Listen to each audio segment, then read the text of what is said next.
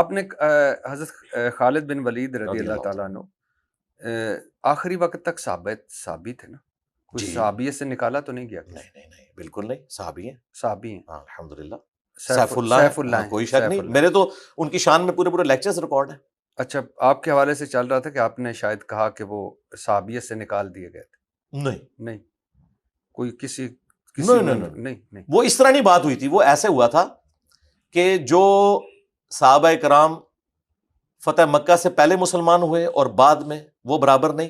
صلح حدیبیہ سے پہلے جو مسلمان ہوئے اور جو بعد میں، وہ برابر نہیں۔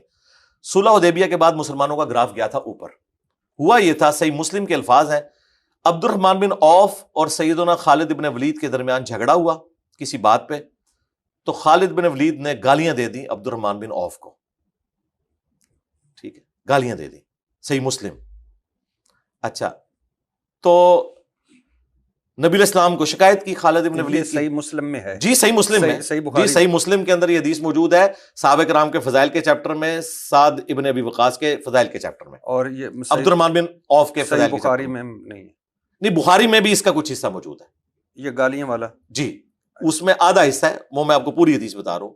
جس طرح کچھ چیز بخاری میں آتی ہے، باقی مسلم میں، کچھ حصہ قرآن میں آیا ہوتا ہے، باقی بخاری میں، یہ پورا بخاری مسلم کے حوالے کے بعد تو پھر گنجائش نہیں رہتی، اہل سنت تو ظاہر ہے ان بنیادی کتابوں کو مانتے ہیں قرآن کے بعد۔ تو جب انہوں نے عبد الرحمن بن عوف نے شکایت کی تو نبی الاسلام نے حضرت خالد بن ولید کو بلا کے ڈانٹا اور کہا میرے صحابہ کو گالی مت دو، تم اب احد پہاڑ کے برابر سونا بھی خیرات کر دو۔ یہ وہ آدھی حدیث ہے جو آپ کو مولویوں نے اور مفتیوں نے بتائی تھی، اسی تو ہم ان ڈگریوں سے اختلاف کرتے ہیں کہ آپ کو جعلی باتیں بتاتے ہیں۔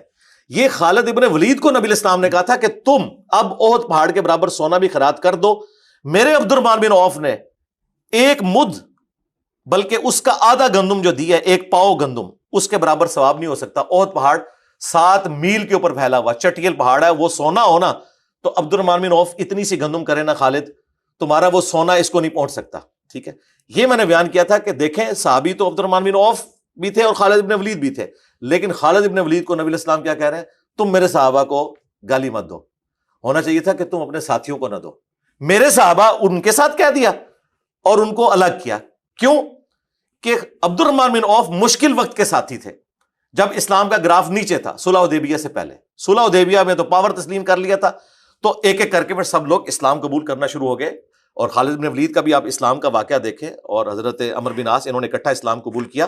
یہ امپریس ہو گئے تھے کہ یار یہ شخص ہم پر غالب آ گیا ہے، ہماری ساری پلاننگ فیل ہو گئی ہے، ہماری ساری طاقت دھری کی دھری رہ گئی ہے، یہ اس بات کا ثبوت ہے کہ اللہ کی غیبی مدد ہے، یہ اللہ کے رسول ہے۔ اس چیز کی وجہ سے امپریس ہوئے تھے، لیکن کبھی وہ ان کا درجہ حاصل نہیں کر سکتے۔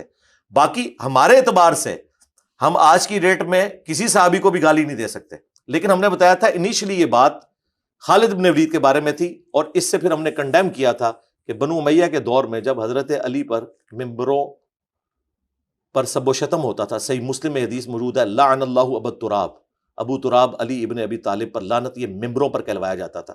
6229 حدیث نمبر ہے صحیح مسلم میں۔